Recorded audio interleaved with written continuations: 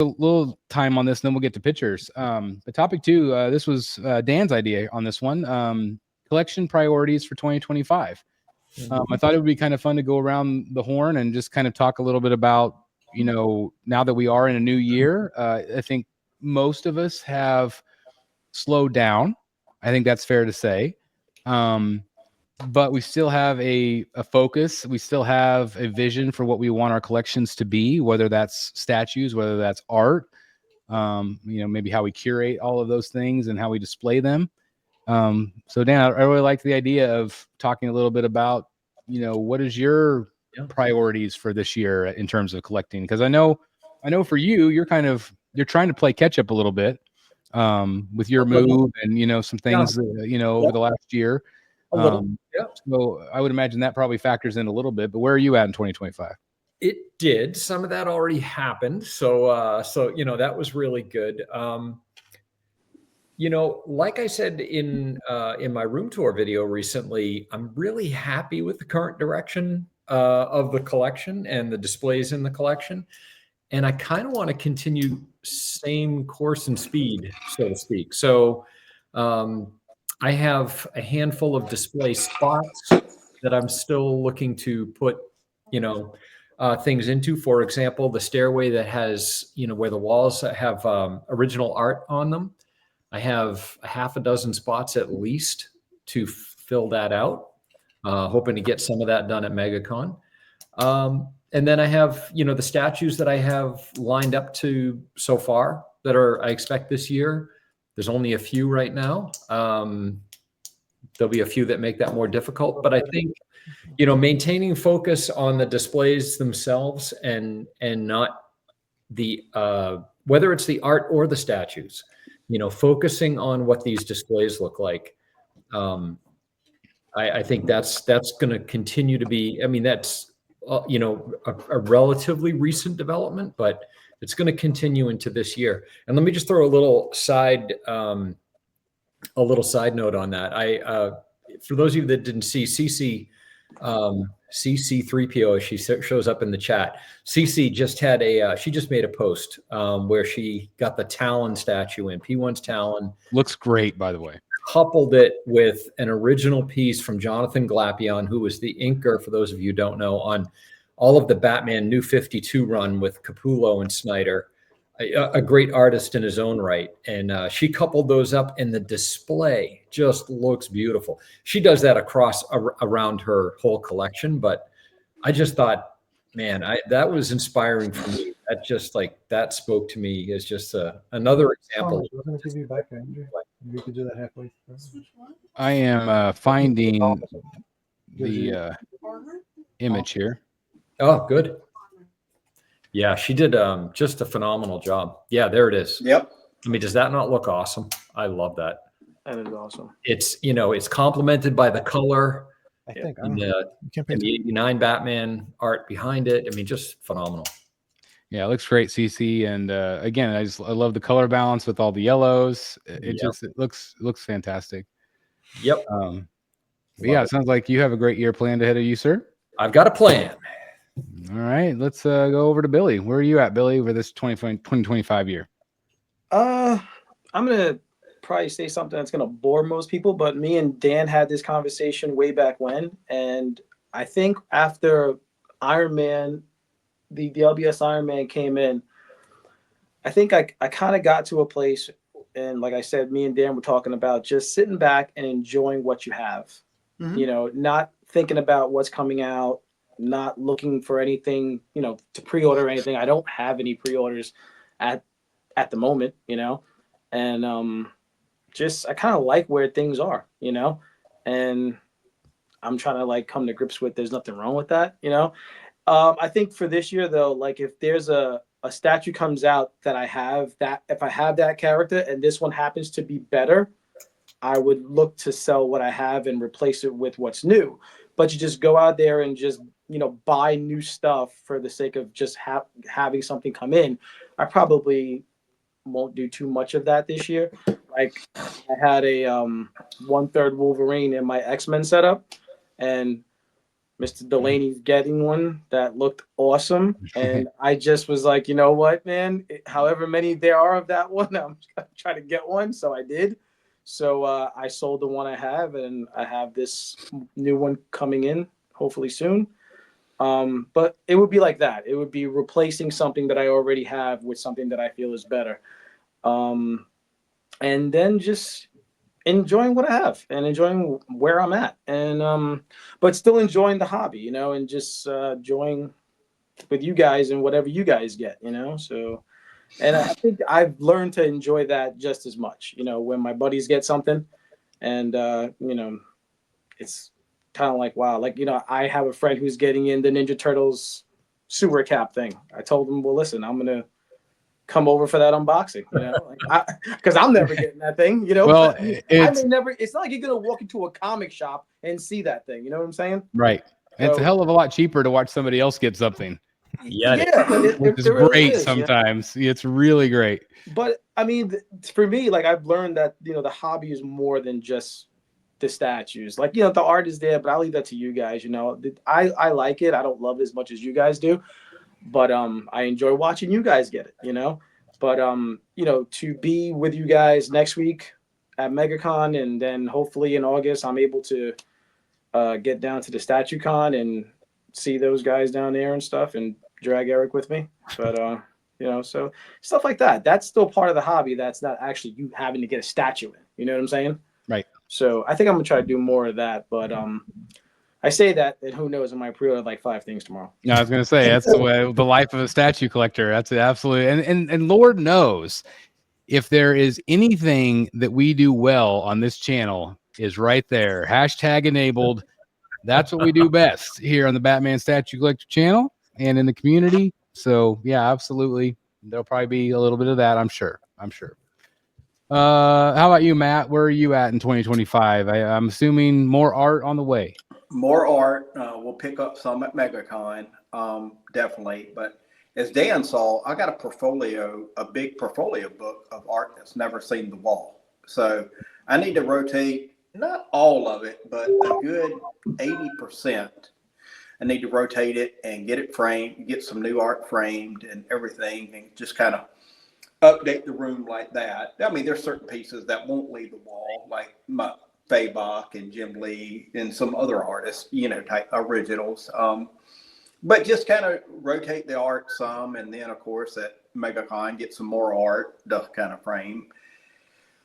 Statue wise, I got the Diehl on Throne coming, and then a lot of us did that the Secret Laboratory Batman, that's a good piece. I'm really looking forward to that. But one thing, just one thing that stuck with me, and I told Dan this with my wife, because he knows my wife, and she's as much as a fan of all this, that of the Batman and all. And recently I got that Jim Lee version print of the Batman, the comic concept one, from Sideshow over the holidays. Set it up and all, and I just wasn't feeling it. I said, hey, actually one of the sculpts came chipped, so I was like, okay, I got to contact Sideshow. And they were like, hey, these are your options. And I was thinking it over, and I went to talk to her, and I said, hey, I'm going to sell it one day, because I'm just not, with respect, I'm not in love with it. And compared to the Blitz way and all that, type thing like that. And she goes, well, here's just my opinion. You do what you want to do. She says, every statue that you put in that room should be oh shit. If it's not oh shit, it doesn't belong in the room. You know what I'm saying? Well, well said. Yeah. And I said, there's my answer right there. So I boxed it up. Sideshow hooked me up, gave me some money. And I said, hey, just put it on Sideshow, credit. You know what I'm saying? So I got freaking $2,000 Sideshow credit. So I could buy a statue tomorrow if I wanted to. Yeah, right. But when she said, and my daughter and son, they come over, oh, what'd you get new? But all their friends come over, and they're like, hey, has he got anything new? Or if none of them have seen it, and they're just like, oh shit. She's like, if it's not oh shit, it don't belong in the room. You know what I'm saying? I don't think you can sum it up any better than that, really, because I think that's where we're all at with our collections right now. It's like, I think initially you're just like, oh, you want the more you can get, the better, blah, blah, blah, the next newest thing. But yeah, again, you go back to the pieces that mean something to you. And those are the ones that you prioritize and you say, this is what I want in my room. I said this to Dan one day and it stuck. We both kind of use it now. I said, you can have a freaking Picasso on the wall, but if it's cluttered, it don't mean shit. You know what I'm saying? If you walk into a room, and you got to look for the Picasso, you're doing something wrong. You know what I'm saying? Type thing like that. If you got to look for the Picasso or, in our world, Del or whatever, or Jim Lee, whatever, well, you're doing something wrong because it should be front and freaking center. You know what I'm saying? Type thing like that, CC has a question for you, Matt. Are you picking up a certain melee commission at MegaCon? As soon as I saw it, I thought it could be yours. I get that oh shit requirement too, especially with space. That is mine. That is mine, CC. He's been working on it for a couple of months for me, so it's getting a lot of press, which is awesome. You always like to see that, but that's the piece that me and Dan will be picking. We might pick up Thursday or something like that. But that's the piece. I told Melee I said I would like Batman in the graveyard on his parents' grave, near his parents' grave. And I said, hey, just do that. That's the only requirements. And he ran with it. He did cover quality. So that was good. Well, if you wait till Friday, let me film your reaction. Well, yeah, we'll wait till Friday. We'll wait till Friday to pick it up. Either way, if you don't want to wait, don't wait for me. But yeah, I just I want to see your reaction. We'll do that. Yeah. Okay. But it's getting a lot of press. And he did an awesome job. I'll definitely been get more for him. Yep, really well said here. CC says, and I've seen that especially about new collectors. If you don't have Picasso money, you can still create a super nice display. And again, this is a very good example again right here of using the space that you have, with some pieces here, some prints, original art, mixing it all together and creating something really beautiful. And me and CC talk. We've actually had phone calls together, but she's always, well, Matt, I don't have the space. But what space she does, she knocks it out the park. She said, okay, this is what space I have. Let me kind of think. And with respect to CC, I don't think she, kind of makes decisions like that. I think she really thinks about it and, just does it the right way, put it that way. Yeah. If I could somehow hire Dan and CC to come to my cave and hang up all my art, like that would be amazing. So again, the offer still stands because that to me, that's my biggest goal for 2025 is to actually figure out some of this other side art and how I can actually get it to work. That's been the most frustrating part. And obviously I still want to figure out the middle situation, but I guess that's my biggest collecting priorities for 2025. But my wife did mine because she spaced out everything, as you can see, like around everything's got a space. Everything is not, with respect, cluttered, like right against. There's a little bit of wall space. I mean, when we were building this room, you want to talk about a million different ideas, and sometimes they would change. You get nope, type thing like that. I mean, we lost him. You there? Yep, absolutely. Okay. But you want to talk about having a million ideas, and we would execute some of them. Nope, that's not the way we thought. So let's go back to the drawing board and everything else like that. So yeah. Sorry, I've still got a cough, guys. Consulting fees can be discussed. You got it, CC. Absolutely. Eric, how about you? Where are you at with your collecting goals? I think same as most. I'm kind of in a retirement phase, so nothing super exciting. It is. The problem is there's a few issues. One, I've always been a person, I like to build a collection, enjoy it for a year or two, and then swap it out and start over. I can't do that these days. For me, I think the prices of statues are just too astronomical to even consider starting over again and doing something different.